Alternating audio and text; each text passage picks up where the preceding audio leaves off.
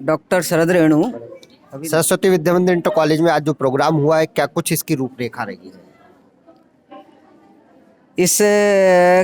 यह कार्यक्रम 1857 के स्वाधीनता संग्राम का जो इतिहास है उस विषय का एक व्याख्यान का कार्यक्रम था, जिसमें भारत माता के सामने दीप प्रज्वलन करने के बाद हम सभी मंचासीन बहनों का परिचय कराया गया और उसके बाद में भूमिका प्रस्तुत हुई, एकल गीत हुआ और मेरा व्याख्यान उसमें हुआ।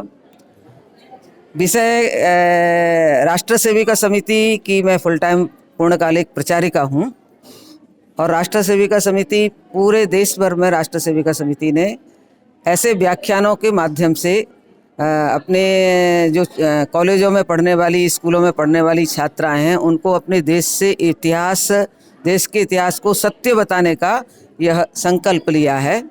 हमारे पूरे देश भर में जैसे अपना ये जनपद है, ऐसे एक एक जनपद को लेकर के वहाँ के का जो स्थानीय इतिहास है, जिस इतिहास को कहीं किसी ने देखा नहीं, ऐसी हस्तलिखित पत्रिकाएं भी जगह जगह उस इतिहास का संकलन हमारी बहनें कर रही हैं। तो इसी प्रकार से स्वाधीनता से संबंधित जो अलग अलग विषय हैं, उन विषयों के व्याख्यान पूरे देश भर में सब जगह हमारी एक पूरी टीम है। लगभग हमने पूरे देश भर में वक्ता बहनों की बहुत बड़ी टीम तैयार की है, स्टेट लेवल तक, जो पूरे स्थानों पर जाकर के इन विषयों को रख रही हैं।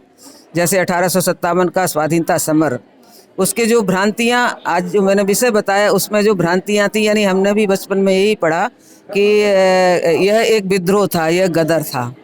लेकिन वास्तव में जब हमने स्वतंत्र वीर सावरकर का जी का इतिहास पढ़ा, जिस इतिहास को उन्होंने पूरे डॉक्यूमेंट्स के साथ में, पूरी प्रामाणिक तथ्यों के साथ में, ये तथ्य उनके द्वारा, अंग्रेजों के द्वारा ही, ब्रिटिशों के द्वारा ही एकत्रित किए हुए तथ्य थे, उनकी लाइब्रेरी के तथ्य थे, उनके द्वारा वो इतिहास उन्होंने लिखा है, जिसके आधार पर हम यह स्पष्ट रूप से ये हमें ज्ञात होता है कि वो केवल गदर नहीं था, या जैसे गोलियों में वो लगाया हुआ था, मतलब सुअर की और गाय की चर्बी थी, इसके कारण सैनिकों में विद्रोह हो गया, ऐसी बात नहीं है।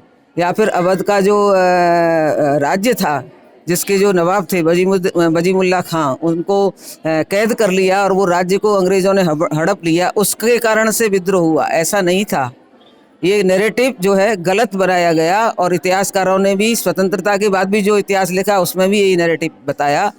वास्तविक जो सही चीज़ है वो यह था कि 1757 में जो क्लाइव के साथ में प्लासी का युद्ध हुआ, उस समय जो भीषण नरसंहार हुआ, भारतवर्ष के जितने भी राजा थे उस युद्ध में लड़ने के लिए गए, वो पहला ऐसा कारण हुआ। तब उस समय पर जो भारतवासी थे उन्होंने ये संकल्प किया कि हमको अपनी भारत माता की आज़ादी की बेड़ियों को काट करके अपने राज्य को, अपने देश को स्वतंत्र कराना है। परंतु कोई भी काम बहुत धीरे धीरे से, सामाजिक जन क्रांति वो एक दिन में नहीं होती है। उस जन क्रांति को होते होते लगभग 100 वर्ष लग गए और उस समय जितने भी जो अंग्रेज़ों की जो नीतियां थीं, उनके द्वारा बनाए हुए जितने एक्ट थे, जैसे उदाहरण के रूप में बारिश को स्वीकार नहीं करना, इसमें नाना साहब पेशवा भी ऐसा ही राज्य था, झांसी का भी ऐसा राज्य था, नागपुर का भी ऐसा राज्य था। तो बारिश को स्वीकार नहीं करना, ऐसे उनके मतलब उनके कारण थे, उनके अत्याचार, उनके दुराचरण, उनका महिलाओं के साथ में महिलाओं का अपमान करना, शोषण करना, हमारे खेतों को जला देना और सारी हमारी शिक्षा की व्यवस्था को ध्वस्त कर देना, केवल शिक्षा इसके लिए कि उनकी सत्ता यहाँ पर बनी रहे, ऐसा काम जो है वो अंग्रेज़ों ने किया। इस सब कारण से भारतवर्ष का समाज आंतरिक रूप से संगठित हुआ और उनके मन में उन्होंने गीता से प्रेरणा ली। गीता से प्रेरणा लेकर के जो श्री कृष्ण जी ने गीता में कहा है कि यदा यदा ही धर्मस्य ग्लानिर्भवति भारत, तब तक उनको ये पता नहीं था कि हम इतने वर्षों से गुलाम हैं, तो हमारे देश में हमारे धर्म का कितना ह्रास हो गया है। तो जैसे श्री कृष्ण ने धर्म के लिए युद्ध करो, ऐसे समाज के मन में गांव गांव तक ये बात फैल गई कि हमको अपने देश, अपने धर्म को, अपने सनातन धर्म को बचाने के लिए अपने ये जो शासक हैं, क्रूर शासक हैं, इनसे हमें युद्ध करना है। और दूसरा कारण जो रहा वो हमको स्वराज्य के लिए युद्ध करना। हमारे देश में हमारे ही देश के लोगों का शासन होना चाहिए, इसलिए हमको युद्ध करना है। यानी अपने स्वत्व की पहचान, अपने सत्व की पहचान और स्वाधीनता की पहचान कराने वाला ये भारत 1857 का प्रथम स्वातंत्र। आप एक महिला हैं, महिला होते हुए आप समाज को क्या संदेश देना चाहते हैं? नहीं, मैंने तो बहुत छोटी आयु से ही महिला के क्षेत्र में काम किया है, सन 75 से, और आज तक मैं पूर्णकालिक रूप से समाज में काम कर रही हूँ।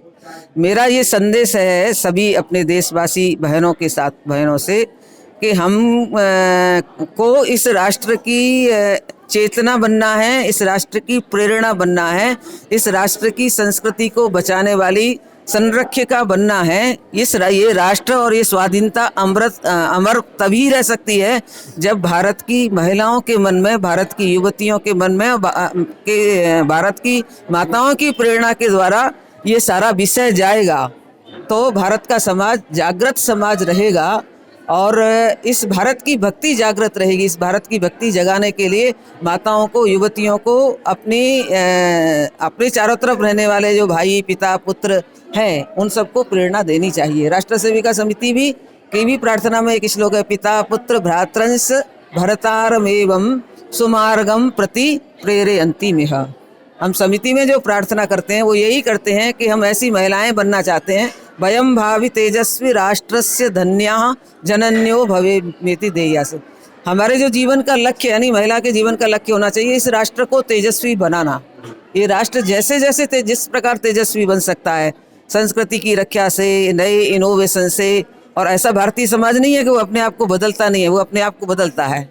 उसका उदाहरण हम सबके सामने, आज कितनी बेटियां अंतिम संस्कार करने लगी, समाज अपने को बदल रहा है। हाँ, अभी किया उनके, यानी विपिन रावत जी की भी बेटियों ने किया। तो ऐसा अब सामान्य परंपरा बदल गई कि पुत्र ही करेगा, पुत्र नहीं है तो पुत्री नहीं करेगी। तो भारतीय समाज अपने आप को नए युग के अनुसार बदल लेता है, परंतु अपने माताओं को इस राष्ट्र के प्रति अपार प्रेम समाज में पैदा करना, अपनी संतति में पैदा करना, ये उसका प्रथम कर्तव्य है। तो ही ये स्वाधीनता का अमृत महोत्सव सत्य में हम मना पाएंगे और हम अपनी देश की स्वाधीनता को अमर रख पाएंगे। धन्यवाद।